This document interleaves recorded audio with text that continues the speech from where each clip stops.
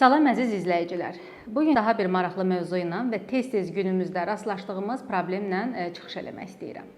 Bütün vaginal axıntılar qorxuludurmu və müalicə tələb edirlərmi?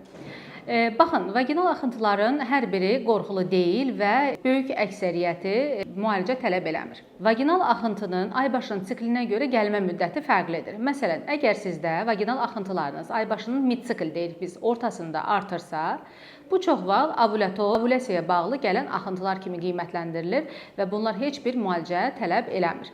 Yox, əgər gələn axıntılarınız iyilidirsə, rəngi tüddürsə, sizdə qaşınma, göynəmə, eyni zamanda uşaqlıq yollarında diskomfort hissi yaradırsa, bəli, bu axıntılar müalicə tələb edən axıntılardır.